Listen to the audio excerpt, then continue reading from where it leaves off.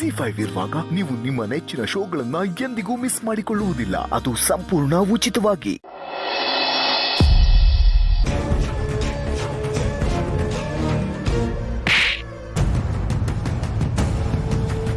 ನೀನ್ ಇತ್ತೀಚಿನ ಬೆಳವಣಿಗೆ ನೋಡಿ ನೀನು ಬದಲಾಗಿದ್ಯಾ ಅನ್ಕೊಂಡಿದ್ದೆ. ಮನೆಯವರೆಲ್ಲರೂ ಅಲ್ಲ ಅವಳು ಬುದ್ಧಿ ನಾಯಿ ಬಾಲ ಇದ್ದಂಗೆ ಅಂದ್ರು. ನಿನ್ನ ನೋಡಿ ಎಲ್ಲೋ ಒಂದು ಕಡೆ ಅಯ್ಯೋ ಪಾಪ ಅನ್ಸೋದು. ಕೊನೆಗೂ ನಿನ್ ಬುದ್ಧಿ ತೋರ್ಸೇ ಬಿಟ್ಟಿಯಲ್ಲ. ನಾನು ಪುನಃ ಮದ್ವೆ ಆಗ್ತೀನಿ. ಸಾಧ್ಯ ಆದ್ರೆ ತಡಿ. ಬಾಲ, ನಾನು ಯಾಕೆ ಹೀಗೆಲ್ಲ ಮಾಡ್ತೀನಿ ಅಂತ ಅರ್ಥ ಮಾಡ್ಕೊಳ್ದೇನೆ ನನಗೆ ಹೊಡೆದ್ಬಿಟ್ಟೆ ಅಲ್ಲ. ನಿನಗೆ ನಾನು ಮಾಡಿರೋ ಕೆಲಸ ಅಷ್ಟೇ ಕಾಣಿಸುತ್ತೆ, ಆದ್ರೆ ಅದ್ರ ಹಿಂದೆ ಇರೋ ಉದ್ದೇಶ ಮಾತ್ರ ಗೊತ್ತಾಗಲ್ಲ ಅಲ್ವಾ? ನಾನು ನಿನ್ನನ್ನು ಪಡ್ಕೊಳ್ಳೋಕ್ಕೆ ಎಷ್ಟೆಲ್ಲ ಪ್ರಯತ್ನ ಪಡ್ತಾ ಇದ್ದೀನಿ, ಆದ್ರೆ ನೀನು ಕಲ್ಲು ಬಂಡೆ ಆಗ್ಬಿಡಿದ್ಯಾ. ಅದು ತಕ್ಕ ಹಾಗೆ ರುಕ್ಕು ಬೇರೆ ಮಾವ ಮಾವ ಅಂತ ನಿನ್ನ ಹಿಂದೆನೆ ಬಿದ್ದು ಸಾಯ್ತಾಳೆ.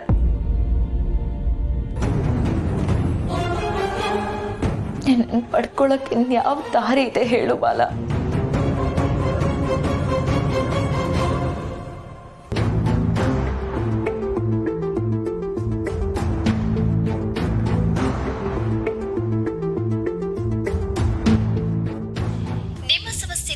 ಪ್ರೀತಿ, ಪ್ರೇಮ, ಮದುವೆ, ದಾಂಪತ್ಯ, ಹಣಕಾಸಿನ ಸಮಸ್ಯೆ, ವ್ಯಾವಹಾರಿಕ ಸಮಸ್ಯೆ, ಸ್ತ್ರೀ ಪುರುಷ ವಶೀಕರಣ, ವಿದೇಶ ಪ್ರಯಾಣ, ಅತ್ತೆ ಸೊಸೆ ಜಗಳ, ಇನ್ನು ಮುಂತಾದ ಸಮಸ್ಯೆಗಳಿಗೆ ಫೋನಿನ ಮುಖಾಂತರ 9 ದಿನದಲ್ಲಿ ಶಾಶ್ವತ ಪರಿಹಾರವನ್ನ ಮಾಡಿಕೊಡಲಾಗುತ್ತೆ.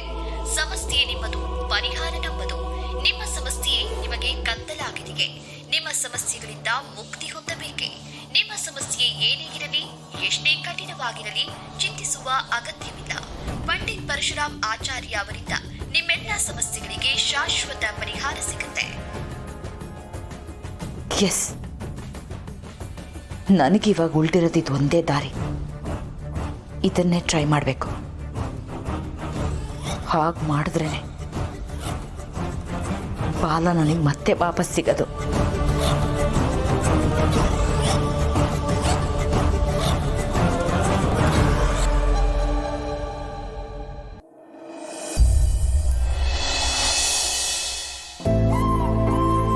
ಉಷಾ, ಲಾಯರ್ ಇನ್ನೇನಾದರೂ ಇನ್ಫಾರ್ಮೇಷನ್ ಬೇಕು ಅಂತ ಕೇಳಿದ್ರೆ ನೀನು ಸ್ಟೇಷನ್ ಹತ್ರ ಬರಬೇಕಾಗತ್ತೆ.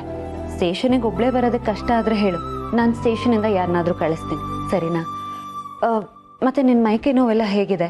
ಹಾಸ್ಪಿಟಲ್ಗೆ ಏನಾದರೂ ಹೋಗಬೇಕಾ? ಹೋಗಬೇಕು ಅಂದರೆ ಹೇಳು, ನಾನು ಬಂದು ಕರ್ಕೊಂಡು ಹೋಗ್ತೀನಿ. ಇಲ್ಲ ಅಕ್ಕ, ಹಾಗೇನಿಲ್ಲ, ಆರಾಮಿದ್ದೀನಿ. ಹಾಗಿದ್ರೆ ನೀನು ಇನ್ಮೇಲಿಂದ ಆ್ಯಕ್ಟಿವ್ ಆಗಿರಬೇಕು. ಒಂದು ಕಡೆ ಕೂತಿದ್ರೆ ಮನಸ್ಸಿಗೆ ಬೇಡದೇ ಇರೋ ಯೋಚನೆಗಳೇ ಬರುತ್ತೆ. ಸೊ ಓಡಾಡು, ಏನಾದರೂ ಕೆಲಸ ಮಾಡು, ಮನೆಯವ್ರ ಜೊತೆ ಎಲ್ಲ ಮಾತಾಡ್ಕೊಂಡು ಖುಷಿಯಾಗಿ ಆರಾಮಾಗಿರು. ಯಾವುದಾದ್ರೂ ಫಿಲ್ಮು ಸೀರೀಸ್ ನೋಡೋದಿದ್ರೆ ನೋಡು. ಪಾಸ್ವರ್ಡ್ ಮತ್ತು ಲ್ಯಾಪ್ಟಾಪ್ ರಿತು ಹತ್ರ ಇರುತ್ತೆ, ಅವಳ ಹತ್ರ ಕೇಳು. ಸಂಜೆ ಅತ್ತೆ ಜೊತೆನೋ ಚಿಕ್ಕತ್ತೆ ಜೊತೆನೋ ವಾಕಿಂಗ್ ಹೋಗು. ಹೊರಗಡೆ ಹೋದ್ರೆ ಮನಸ್ಸಿಗೂ ನೆಮ್ಮದಿ ಅನ್ಸುತ್ತೆ. ಏನು ನಮ್ಮ ಉಷಂಗೆ ಕೆಲಸ ಕಾರ್ಯಗಳ ಪಟ್ಟಿನೇ ಕೊಡ್ತಾ ಇದೀಯಾ? ಹ್ಞೂ ಅತ್ತೆ, ಸುಮ್ಮನೆ ಕೂತಿದ್ರೆ ಮನ್ಸು ಹಾಳಲ್ವಾ, ಅದಕ್ಕೆ. ನಿಜ ಸತ್ಯ ನೀನು ಹೇಳೋದು. ನೀನೇನು ಯೋಚನೆ ಮಾಡಬೇಡ, ಉಷನ್ನ ನಾವು ನೋಡ್ಕೋತೀವಿ. ನೀನು ಆ ಪಾಪಿನ ವಿಚಾರಿಸ್ಕೊ. ಅಂಥವ್ರನ್ನ ಸುಮ್ಮನೆ ಬಿಡಬಾರ್ದು, ಕಠಿಣ ಶಿಕ್ಷೆ ಆಗ್ಬೇಕು ಅವನಿಗೆ. ಖಂಡಿತ ಆಗುತ್ತೆ ಅತ್ತೆ. ಈ ಕೇಸು ಸಮಾಜಕ್ಕೆ ಒಂದು ಉದಾಹರಣೆ ಆಗಬೇಕು. ಯಾವುದೇ ಹುಡುಗ ಆದರೂ ಒಂದು ಹೆಣ್ಣನ್ನು ಕೆಟ್ಟ ದೃಷ್ಟಿಯಿಂದ ನೋಡೋದಕ್ಕೆ ಹೆದರ್ಕೋಬೇಕು. ಹಾಗೆ ಮಾಡ್ತೇನೆ.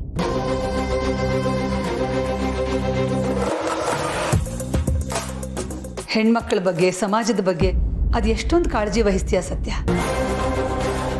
ಅದಕ್ಕೆ ಆ ದೇವರು ನಿನಗೆ ಈ ಹುದ್ದೆ ಕೊಟ್ಟಿರೋದು. ಅತ್ತೆ, ನಾನೇನು ಹೊರಡ್ತೀನಿ. ಇನ್ನೂ ತುಂಬ ಕೆಲಸ ಇದೆ. ಎವಿಡೆನ್ಸ್ನೆಲ್ಲ ಕಲೆಕ್ಟ್ ಮಾಡಿಕೊಂಡು ಕೋರ್ಟಿಗೆ ಸಬ್ಮಿಟ್ ಮಾಡಬೇಕು. ಹುಷಾರು. ನೀನು ಅಷ್ಟೇ ಸತ್ಯ, ಹುಷಾರು. ಟೈಮ್ಗೆ ತಿಂಡಿ ಊಟ ಎಲ್ಲ ಮಾಡು, ಮರಿಬೇಡ. ಸರಿ ಅತ್ತೆ.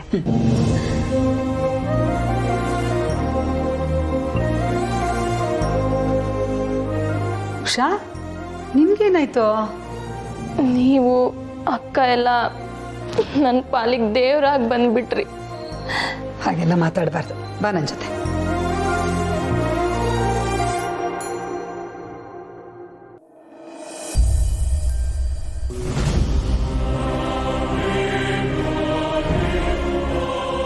ನಮಸ್ತೆ.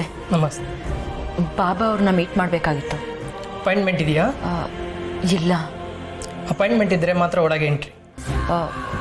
ನನಗಿದು ಗೊತ್ತಿರಲಿಲ್ಲ. ಅರ್ಜೆಂಟಾಗಿ ಅವ್ರನ್ನ ಮೀಟ್ ಮಾಡಬೇಕು, ಪ್ಲೀಸ್. ಇಲ್ಲೇ ಇರಿ, ಕೇಳ್ಕೊಬರ್ತೀನಿ.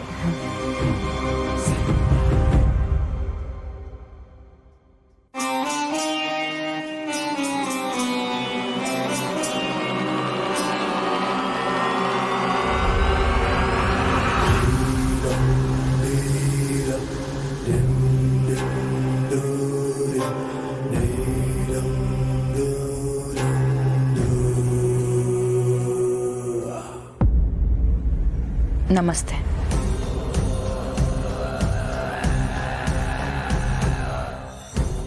ಏನಾಗಬೇಕಾಗಿತ್ತು? ನಾನು ಒಂದು ಸಮಸ್ಯೆಗೆ ಸಿಕ್ಕಾಕೊಂಡಿದ್ದೀನಿ. ಅದಕ್ಕೆ ನೀವೇ ಪರಿಹಾರ ಕೊಡಬೇಕು. ಹೇಳಮ್ಮ, ಅದೇನು ಅಂತ. ನಮ್ಮಲ್ಲಿ ಪರಿಹಾರ ಇಲ್ಲದಿರೋ ಸಮಸ್ಯೆಗಳೇ ಇಲ್ಲ. ನನ್ನ ಗಂಡಂಗೆ ನನ್ನ ಕಂಡ್ರೆ ಸ್ವಲ್ಪನೂ ಇಷ್ಟ ಇಲ್ಲ. ಮುಂಚೆ ಎಲ್ಲ ಹಾಗಿರಲಿಲ್ಲ. ನಾನು ಅಂದರೆ ಸಾಯ್ತಾ ಇದ್ದ. ಆದರೆ ಇವಾಗ ಫುಲ್ಲು ಚೇಂಜ್ ಆಗಿಬಿಟ್ಟಿದ್ದಾನೆ. ಅವನ ಜೀವನದಲ್ಲಿ ಒಬ್ಳು ತಾಟ್ಕೆತ್ತಿ ಬಂದಿದ್ದಾಳೆ. ನನ್ನ ಗಂಡನ್ನ ನನ್ನಿಂದ ಕಿತ್ಕೋತಾ ಇದ್ದಾಳೆ. ಅವಳ ತಾಳಕ್ಕೆ ಇವನು ಕುಣಿತಾ ಇದ್ದಾನೆ. ನನ್ನನ್ನು ದೂರ ಮಾಡ್ತಿದ್ದಾನೆ. ಆ ಹುಡುಗಿ ಯಾರು? ಎಲ್ಲಿಂದ ಬಂದ್ಲು? ಅವಳು ನನ್ನ ಗಂಡನ ಸಂಬಂಧಿ. ಕೆಲಸ ಹುಡ್ಕೊಂಡು ಬೆಂಗಳೂರಿಗೆ ಬಂದಿದ್ದಾಳೆ. ಅದೇ ನೆಪದಲ್ಲಿ ನಮ್ಮ ಮನೇಲೆ ಜಾಂಡ ಊರಿದ್ದಾಳೆ. ಅವಳು ನನ್ನ ಗಂಡನ್ನ ಬಿಟ್ಟೇ ಇರಲ್ಲ. ಏನೋ ಒಂದು ನೆಪ ಹುಡ್ಕೊಂಡು ಅವನನ್ನು ಅಂಟ್ಕೊಂಡೇ ಇಡ್ತಾಳೆ. ಅವನ ಜೊತೆನೇ ಕೆಲ್ಸಕ್ಕೆ ಹೋಗೋದು. ಏನೇ ಮಾಡಿದ್ರೂ ಅವರಿಬ್ಬರನ್ನ ಬೇರೆ ಮಾಡೋಕ್ಕೆ ಆಗಲ್ವಂತೆ. ನನಗಂತೂ ಏನು ಮಾಡಬೇಕು ಅಂತಲೇ ಗೊತ್ತಾಗ್ತಾ ಇಲ್ಲ. ಸಾಲದಕ್ಕೆ ನನ್ನ ಗಂಡನೂ ಅವಳನ್ನ ಮದುವೆ ಆಗ್ತೀನಿ ಅಂತ ಕೂತಿದ್ದಾನೆ. ಒಟ್ಟಿನಲ್ಲಿ ಅವರಿಬ್ಬರನ್ನ ಬೇರೆ ಮಾಡೋಕ್ಕೆ ಆಗ್ತಿಲ್ಲ. ನಾನು ಏನು ಮಾಡಲಿ? ನನಗೆ ಮೋಸ ಆಗ್ತಿದೆ. ನನಗೆ ನನ್ನ ಗಂಡ ಬೇಕು. ನೀವು ಏನು ಮಾಡ್ತಿರೋ ನನಗೆ ಗೊತ್ತಿಲ್ಲ.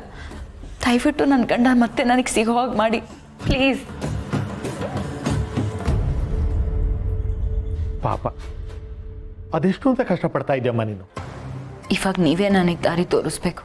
ನಿನ್ನ ದಾರಿ ಮೇಲೆ ನೀನೇ ಮಣ್ಣು ಹಾಕ್ಕೊಂಡು ಈಗ ದಾರಿ ತೋರಿಸ್ಬೇಕು ಅಂದರೆ ಹೇಗಮ್ಮ?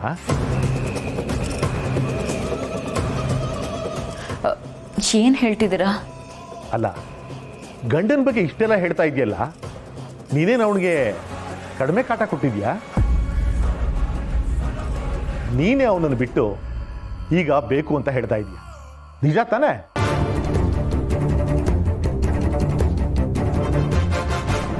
ಇದೆಲ್ಲ ನನಗೆ ಹೇಗೆ ಗೊತ್ತಾಯ್ತು ಅಂತ ಯೋಚನೆ ಮಾಡ್ತಾ ಇದೀಯಾ? ನಿನ್ನ ನೋಡಿದ ಕೂಡಲೇ ನಿನ್ನ ಭೂತ, ವರ್ತಮಾನ, ಭವಿಷ್ಯತ್ ಎಲ್ಲವನ್ನೂ ಹೇಳಬಲ್ಲೆ ನಾನು. ಇವಾಗ ನನ್ನ ಭವಿಷ್ಯ ಹೇಗಿದೆ? ZEE5 ಆಪ್ ಡೌನ್ಲೋಡ್ ಮಾಡಿ ಎಲ್ಲಾ ಸಂಚಿಕೆಗಳನ್ನು ಸಂಪೂರ್ಣ ಉಚಿತವಾಗಿ ನೋಡಿ.